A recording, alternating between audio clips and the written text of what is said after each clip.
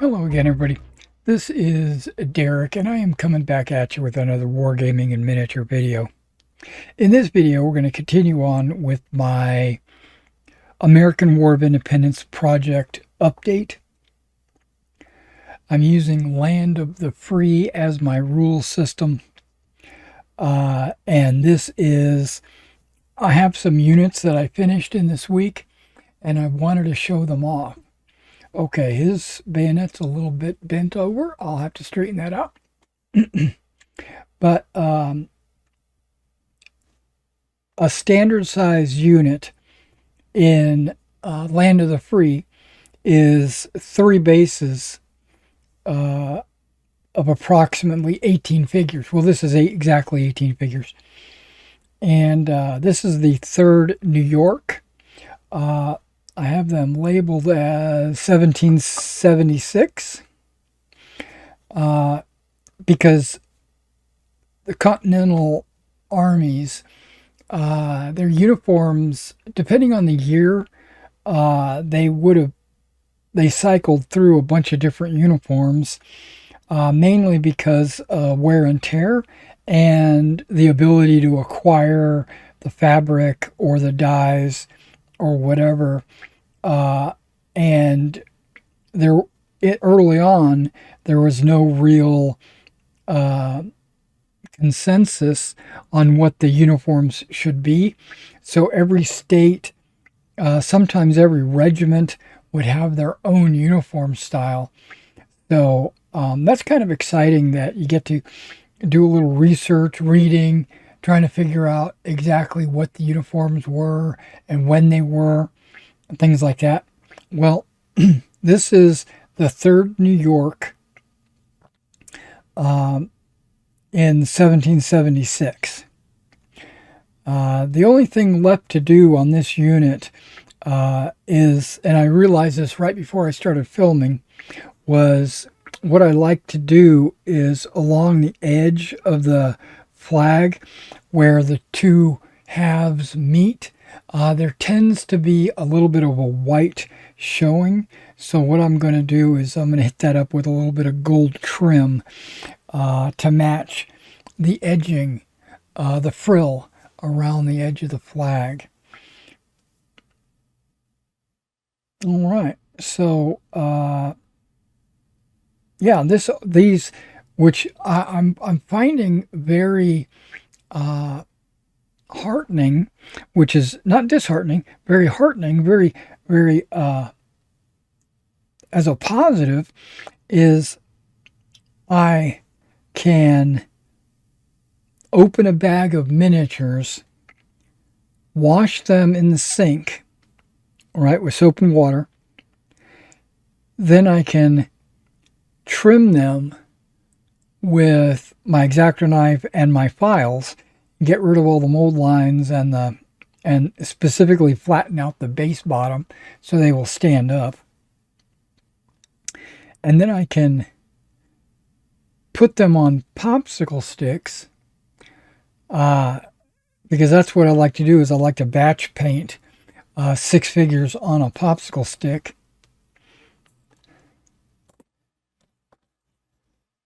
Just like this unit right here, right? Or those figures right there. And then what I do is I brush prime them, and I've been using this Vallejo gray surface primer.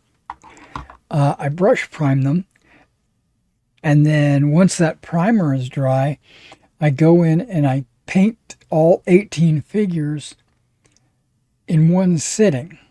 I found that I can paint a whole unit of figures in one day, from start to finish. Well, not to finish, from start to applying the wash. Because what I like to do is I apply a wash, and then I let that wash dry before I put my dull coat on there. And then once the dull coat is dry, then I'll put the flag and I'll mount them on the base. And so basically, I'll work all the way up to the wash, and then everything after that will be on day 2, right? But I overlap a little bit because while I'm waiting for the figures that I glue down onto the base for that glue to dry, that gives me an opportunity to grab another unit and wash it and popsicle stick it and prime it. And then what I'll do is I'll put the Vallejo mud or earth texture on the base. And while that is drying, then I'll start painting the other unit of whatever I've got. And then once that dries, then I put the grass on it. Put a little Mod Podge on there, put some grass, set that off to the side to let that dry. And while that's drying, I'll continue painting. But if I was just painting one unit, it would take me approximately 2 days from start to finish, from opening the bag to having them completed. But I was able to do 3 units this week because I did do a little bit overlapping. Plus, I spent hours looking in my various American War of Independence, American Revolution uniform guides, and looking online, looking in my books, just to make sure that I am able to do the unit that I want to do. These first 3 units that I'm going to show are not necessarily units that I wanted to do, but it is units that I had the miniatures for, if that makes sense. I was actually hoping to do some red coats, but I didn't have any red coat miniature. Well, I do have some red coat miniatures. Let me back that up. I have an Old Glory bag of red coats, but in that bag, there's only one, it seems like in any of their Revolutionary War bags, there's only one standard bearer, and that is also included in the British. And on my British regiments, I want to make sure that there's 2 standard bearers. I want to make sure that there is a regimental color as well as the King's color. So I put those guys off until I'm able to get some more standard bearers, some more command stands. So I have an Old Glory. I have 2 Old Glory orders out. One from Old Glory 15s, which is what these guys are, and another one from Old Glory Miniatures, which they are. They carry the Old Glory 25s, and apparently they used to be one company, and then they split up to and one company did the 15 millimeters and another company did the 25s. But the Old Glory 25s, that's a different website altogether as well. But this is Old Glory Miniatures. I think they changed the name, and they have a line of miniatures that is 15 millimeter, which is the Blue Moon miniatures. So I already have a bunch of 100 Years War Blue Moon, so and they look awesome. So I decided to go ahead and order some Revolutionary War Blue Moon miniatures, and they have packs that are just command figures, and they also have regimental packs. Now the regimental packs, I think, do come with, especially the British, do come with 2 standard bearers, but we'll find out when it comes in. I'll be able to maybe do a what's in the bag review of some of these units that when they come in. But they have 30 figures in those bags, which would make a perfect large unit, because in Land of the Free, a large unit is 5 bases or 30 figures at the top end. So that's exactly what I'm going to do. Is I'm going to make 5 stand units with the Blue Moon miniatures, so that I can use that, like if I do the British, what I'll do is I'll do 3 with the line units, and then I'll make 1 stand of their lights, and then I'll make another stand of grenadiers. So that'll be a total of 5 stands. But a lot of times on the continent, in the Americas, the British would take the lights and the grenadiers, and they would detach them and form combined battalions with them. So I'll be able to do that. I'll just take like my 9th Regiment Grenadiers, pull it off, and put it in a Grenadier battalion. Same thing with the lights. And the Americans had a few large units. Most of them were standard, which is this size. They have a few small units too. Now, I was looking, that's another thing I want to talk about as part of my update. But before we do that, let me go ahead and pull up my 2nd unit. All right, this is my 2nd unit, which is the 3rd Massachusetts of 1776 through 1783. They had the same uniform for a number of years. So that's these guys, with their, I guess they call these cocked hats, and the blue coats and all that. They got the white trousers. The previous one had a buff trousers. There's a lot of, it's a variety between the different ones. But before we get started, before I talk about, what was I going to talk about anyway? I was going to talk about the large units, but before we do that, the basing, right? The basing is done on 40 by 30s, so 40 millimeter frontage by 30 millimeter depth. But if this is a standard size unit, that's not that big of a unit on the table, so I'm super okay with that. And then, the small and the small units. They give you numbers of figures, because you can base it however you want, right? You can base it old. You can base it if you already have a bunch of figures already based for a certain system, then you can use those. You don't have to switch or anything like that.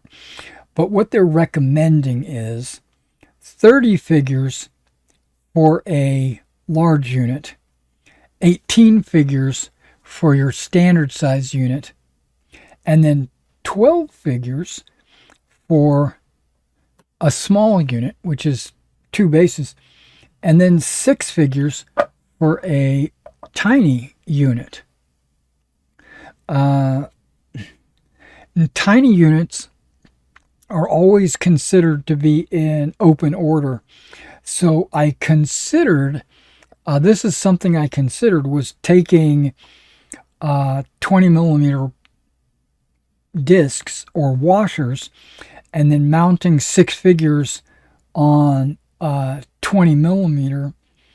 But if I did that, a tiny unit would be bigger than 40 millimeters across. And you're supposed to have, even if they were base to base, right? So it would just be too big. And the book doesn't say they need to be individually mounted or anything like that. They say that, you can just use one base to represent a tiny unit. And they're just always considered to be in open order. Something that they stress is, and they emphasize, is they do emphasize and stress the footprint of your unit needs to be consistent with every unit on the table. They need to conform with each other. You can't have one basing style and then another player or another side or whatever have a different basing style, because that'll throw off the units and stuff like that. And you might notice that I put them closer to get. I put each of these ranks closer together so there's a bigger gap between bases. I like that look. I think that look makes it look like these are separate companies compared. The three figure rank is technically or approximately one company. So this could be somewhere around six companies, or like 300 men. So you could say that each of these bases is approximately 100 men. All right, let me show you the last unit. All right, now this is a fairly unusual unit that I noticed. This is a regular line unit. It's the 1st New Hampshire, or I shouldn't say line, but yeah, they're like first rate or whatever. They are equipped with bayonets. The muskets just don't have them mounted, but if you look at their side, they do have the bayonet sheath. But they also took their hat during the period. All right, this is the second half of the video. Unfortunately, I had to take a short break, and then I don't remember where I left off, so I'll just redo it, and then through editing, I should be able to fix it. But this is the 1st New Hampshire Regiment. They are painted in green coats. They have a very brownish yellow trousers. I actually used basilisk brown for their trouser color covers, and you'll notice that their hats are cropped up much like a light infantry unit.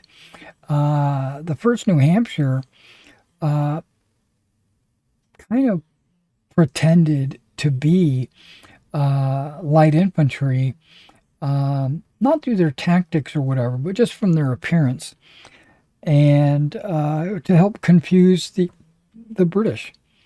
So what I wound up using was just a pack of Continental Light Infantry, just to represent the 1st New Hampshire.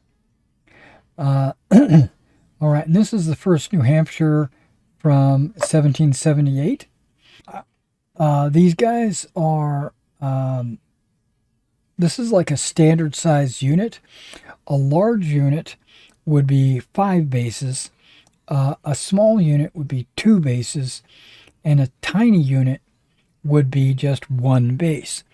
Now, I considered using round washers to mount the 6 individual figures from a tiny unit and have them like permanently deployed as a skirmisher, because tiny units are always considered to be an open order, but they're also supposed to be considered only occupying a 40 millimeter frontage. So, and the book kind of represents just put them on 1 base and just know that a tiny unit is in open order.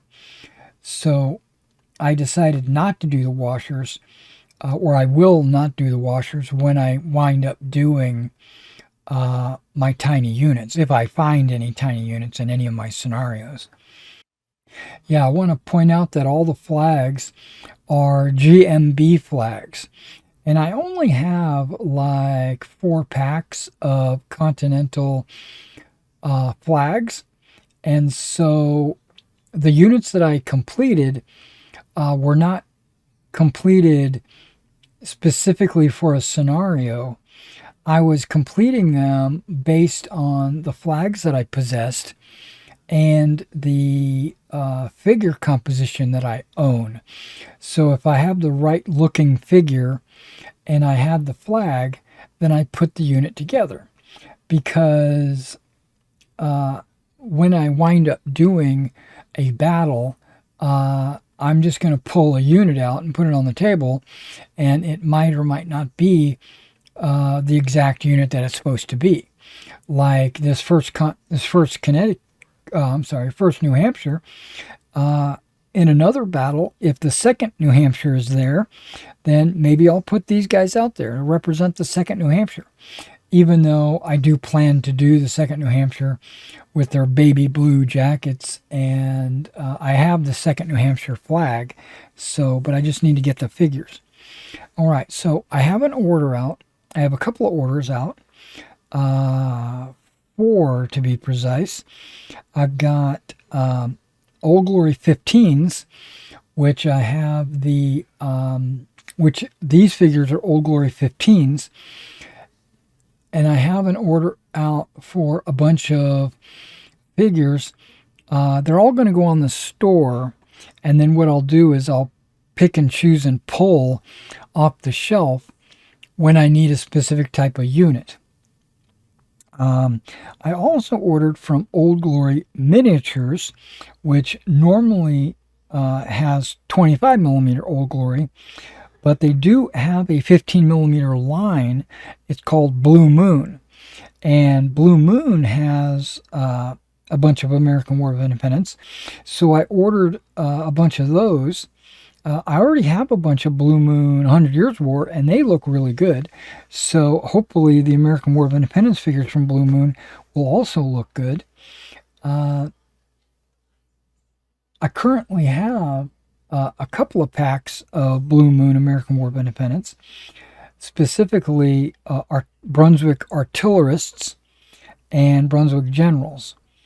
I think I might do a Brunswick General Ridicel in the near future because he's needed at Freeman's Farm.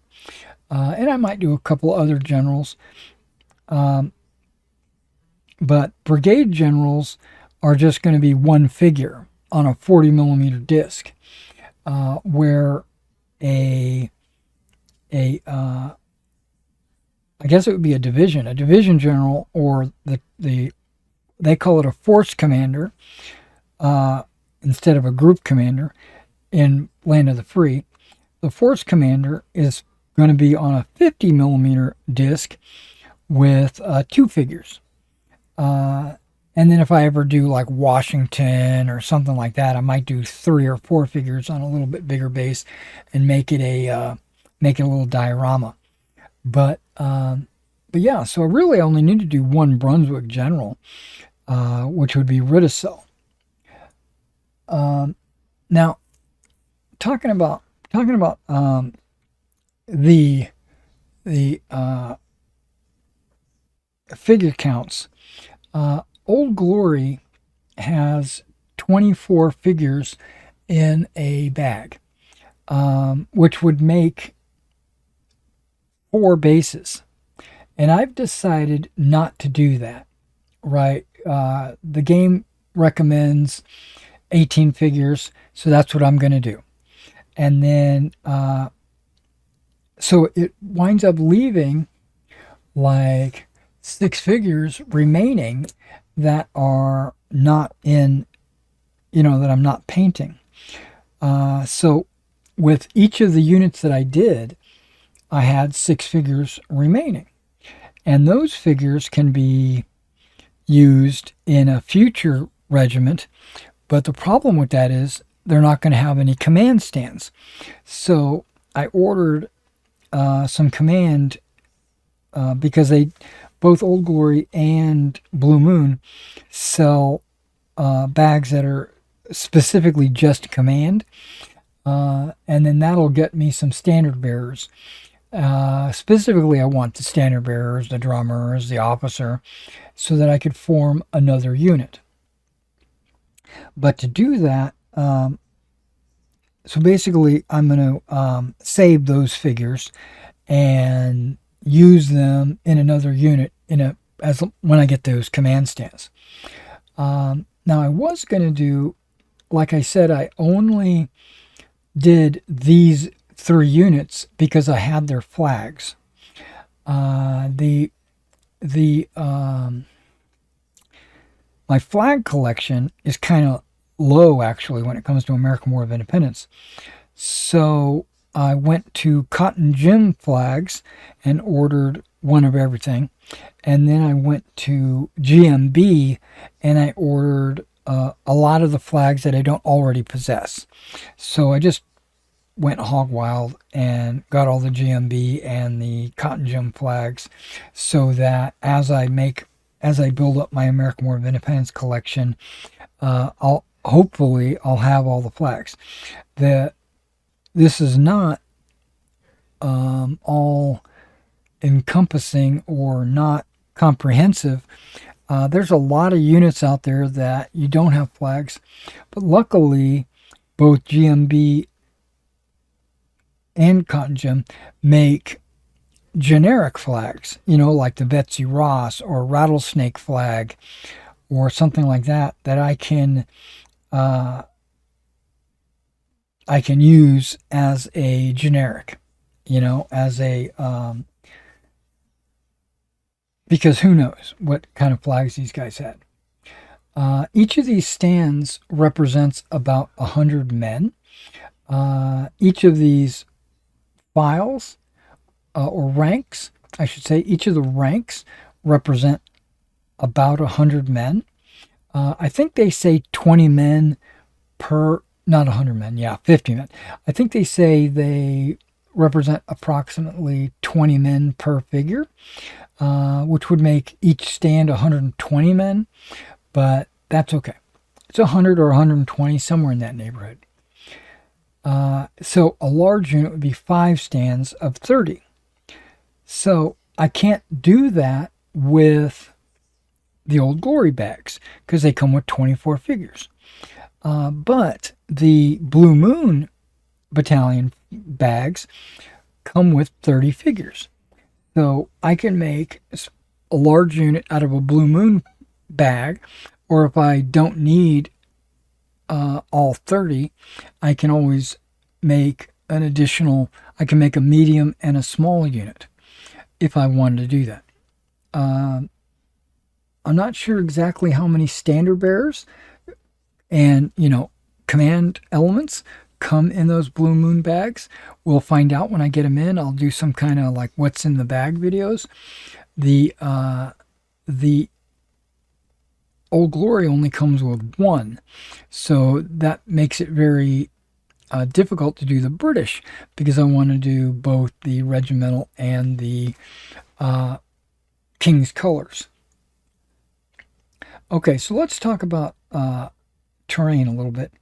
Now, I have a bunch of 15 millimeter American War of Independence buildings, specifically from Sarissa, and I have some 10 mil buildings, but those, well, first of all, the 10 mil are more Napoleonic, which would still work okay, that'd be fine, but I think I want to go with the 15 millimeter buildings, and this game represents or wants you to represent a built-up area, not an individual building, very much like O Group or what have you. They want you to put a template down, and then that represents a built-up area, and then I can just put buildings on the template. Now, they come in 4 sizes: 3, 6, 9, and 12-inch squares. And I'm thinking to myself, a 12-inch square on my tabletop would be huge, right? On a 4x6, that's a gigantic built up area. I think that's way too big. So I think, and a 9-inch would be your normal built up area, which I think is okay, but it's still just a little bit too big, in my opinion. And the 6-inch one I think is perfect. Now, each of those, the 3, 6, 9, and 12, they can hold tiny, small, medium, and large units. But I'm thinking I'm going to make a 6-inch template and see if I can put a unit of 3 stands in there with its building or 2. And if I can, then that's what I'm going to do. I'm going to do 6-inch. If I can't, then I'll do 9-inch like you're supposed to. But I don't know. I don't know. 12 inches just seems like a big city block. That just seems way too big. But maybe it's supposed to be. And I already have bridges and fences and walls and fields, because that's all from like World War II stuff. But the building templates, I haven't made any for O Group. I've been kind of procrastinating. Plus, I had my heart attack, which put me in the hospital for a month. So, and I've been kind of trying to get my workspace reorganized and put back in order, which 99% of it is put back in order. So I'm going to be able to start making some things. Okay, and I have a little anecdote. I did not want to use my Litco 30 by 40 bases because they are thin. They're like super thin.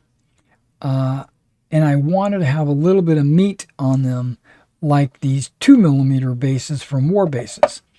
I think these 2mm War bases are the perfect size for my 15s.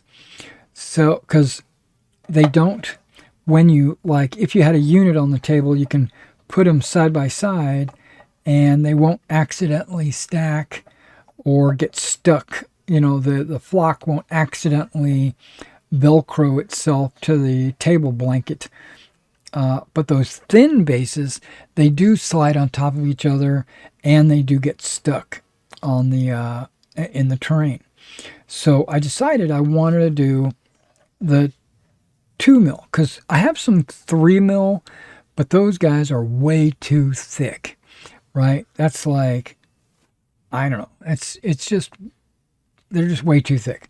So the 2mm is like the perfect thickness for a base.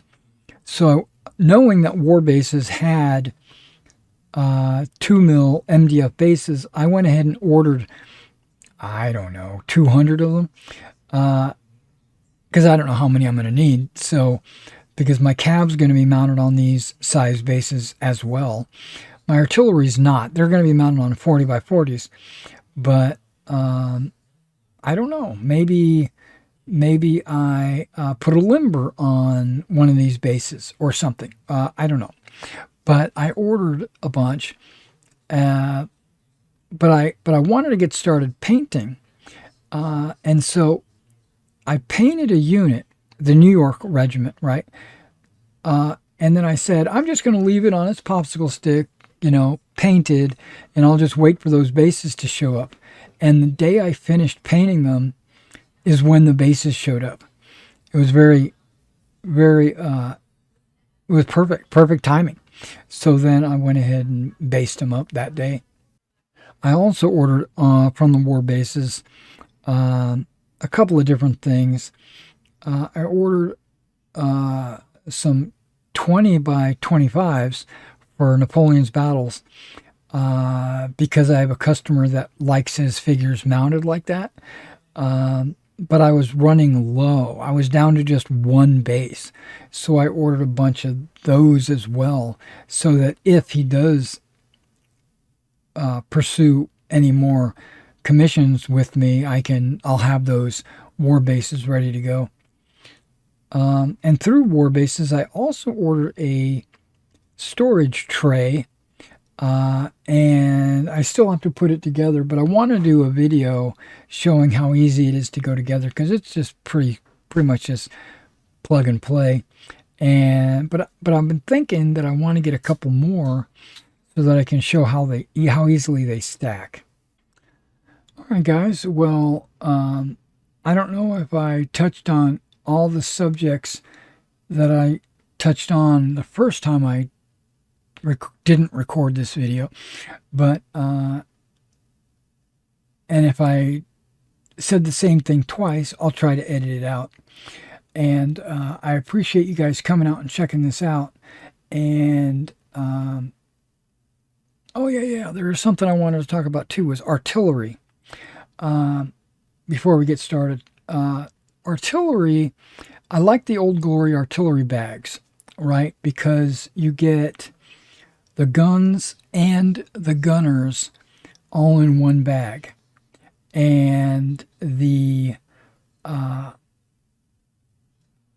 with Blue Moon, you have to order the guns separately from the artillerists, which I guess is okay, because a lot of the guns are going to look the same no matter what side they're on. But and then all that really matters is the uniforms of the gunners. So instead of them making a bunch of bags, they just sell the guns separately,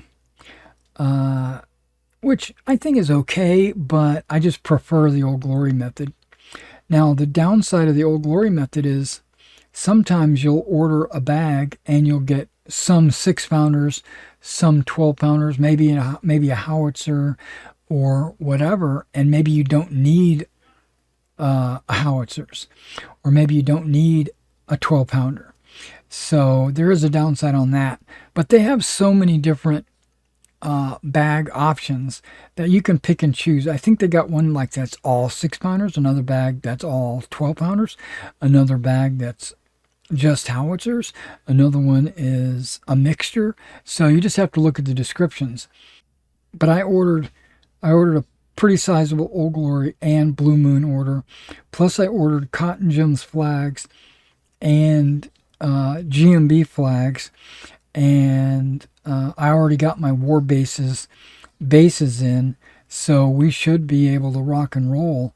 I now notice that there are a few units that I did not order that I think I'm going to need, like Indians and Saratoga uniforms.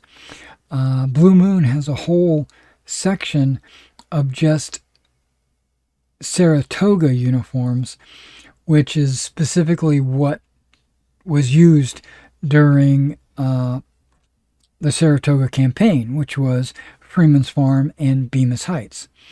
And I plan to do those battles. I also want to do Princeton.